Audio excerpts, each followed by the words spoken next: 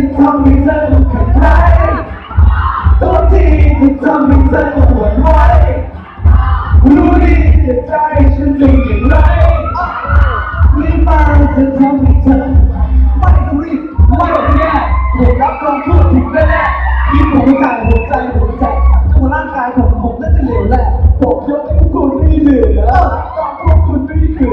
รายการออกตกผมจะเหนือผมจะไปพวกนั้นขึ้นเหนือมาที่คุณใจ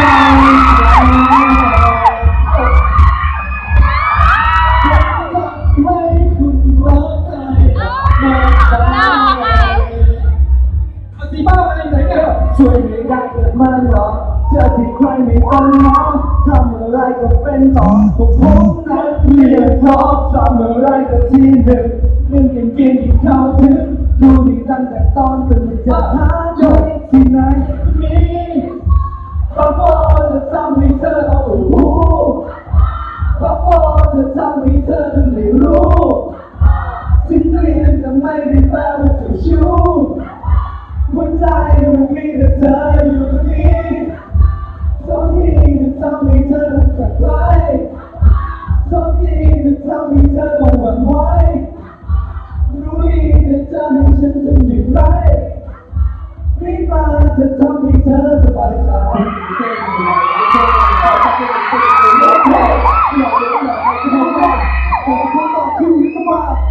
สาวต่อคิวจะพยายามเซ็นเตอร์อีกเซ็นชั่นโดยบอกเลยไม่ได้ว่าแต่อย่าโม้จะหลอกเกินพอหน้าพวกผมก็แปลว่ามาเล่นตรงนี้ได้ไงขอโดนไล่จากตรงนู้นมาก่อนถ้าจะมีก็ไม่โดนไล่ยังไงก็ไม่หยุดพวกผมมันยอดมนุษย์ทำอะไรต้องให้สุดเสียได้ทีหลังผมไม่ใช่ดาราใหญ่แค่มีคำมาครั้งครั้งนับทุกเพลงและทุกวันจะมาไม่ได้แล้วไม่ได้พ่อจะทำให้เธอเอาหูพ่อจะทำให้เธอนั้นไม่รู้สิ่งที่ยังทำไม่ได้แปลว่าเจ้าชู้หัวใจมันมีแต่เธออยู่ตรงนี้ของที่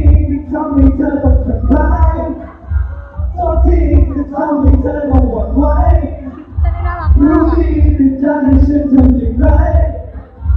รีบมาจะทำให้เธอสบายใจ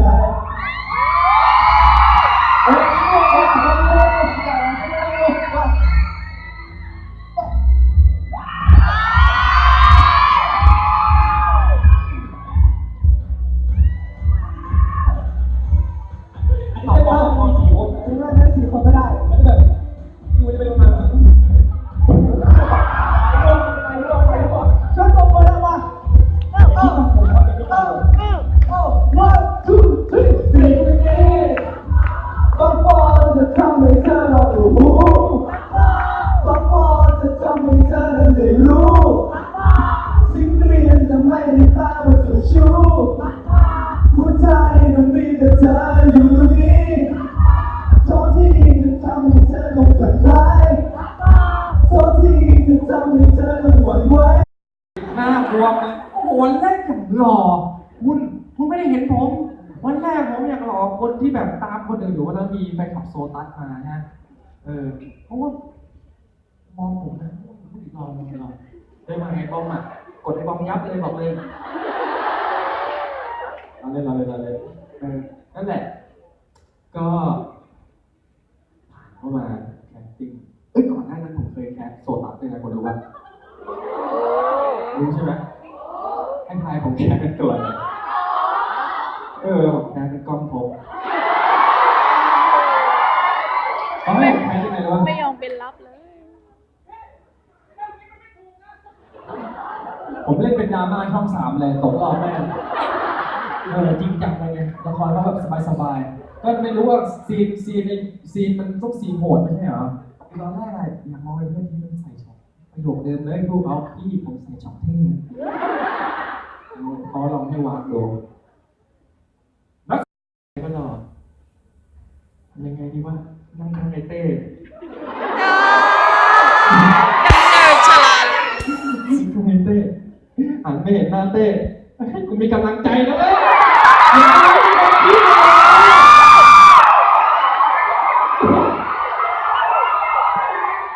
ขอโทษเมียเบานะตอนนั้นน่ะหนักจริงๆไม่ได้พูดเล่นโหแม่งนั่งรอนั่งกอดไปเลย ชื่ออะไรครับ วิธีแรกอ่ะ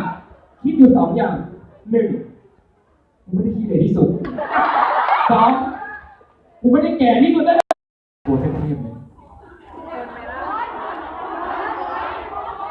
ผมรู้จักทั้ง3 คนผมจะพูดตัวไม่ได้ไงถ้าถามคนตัดนั่นเดี๋ยวดราม่าอีกอ่ะ3 คน ยังไม่ลบอีกเอาไปถอยหลังให้มันของจะได้ก่อนโอ้ตัวเก่งๆนี่มี3 คนตอนตัดสินใจเขาไม่ได้บอกเองเขาก็โทรมาเขาแค่โทรมาทีมงานโทรมาพี่โอก็ไม่อยู่ใครก็ไม่อยู่ในทีมงานโปรดักชั่นมาปุ๊บเจอไอ้คิดแคทก่อนกล้ามบึ้งมาเลยไหวดูไหมเนี่ยคิดในใจโอ้โหบึ้งมาเลยแต่ไม่เป็นไรตัวเตี้ยน่าจะเอาอยู่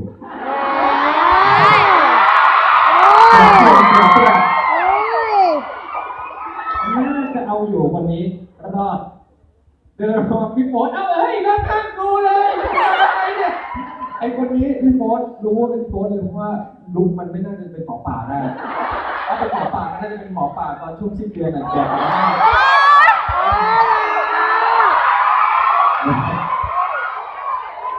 ไม่ได้แน่คนน้อยอยู่เลยใครก็รักคนออกมาเนี่ยคนนี้เลยครับ3 คนเทพของเราที่บอกว่าทันมาผมคิดว่าถ้า3 คนนี้ใครก็ได้เดินเข้ามาเฮ้ยเป็นไอ้เตี้ยอ้วนที่สุดในกลุ่ม3 คนนี้ตะมิ้งมาเลยเลยคุณรู้ไหมครับก็เคยเห็นที่แคสแล้วเดินกับหมอปลาไงมันถ่ายรูปไม่จำหน้าได้ไม่จำชื่อได้ด้วยว่าบาสครบยังวะอ๋อไอ้ก้อนมาสายตามสไตล์เขาก้อนมาสายแต่ตอนนั้นไม่เซ็ตผมก็รอเหมือนเดิมแบบใส่เสื้อขาวเป็นยีนรองเท้าแบบนี้แต่สีขาวเดินมาหลังคอมเดี๋ยวพี่ผมติดใจโค้ดมากเลยพี่ผมเป็นต้องใช้แต่ก็เราก็มีในใจไงก็กูไม่ดำตอนนั้นในทวิตเตอร์ก็หนักเหมือนกันอ่ะตอนนั้นอ่ะในทวิตเตอร์หนักเหมือนกันทุกคน5 คนมานั่งคุยกันน้องนิ้วนี่ทำไมคนด่ากูปึ๊บเลยไอ้ตีไม่โดนด่าอยู่คนเดียวไอ้ตีตรงอยู่คนเดียวเลยหมอปลาตรงอยู่คนเดียว2 คนวายูก็ยังโดนเลยขนาดวายูว่ามันน่ารักตะมิงเนี่ยโดนแต่นั่นนะครับผ่านมันมาได้เพราะว่าแฟนๆเนี่ยเหมือนกันผมก็เรื่องเดิมขอบคุณทุกคนนะฮะจริงๆที่ไหนเรื่องราวของผมเรื่องที่ทำให้ผมเกิดขึ้นมาและยืนอยู่ตรงนี้ครับ True Moon The Series ครับ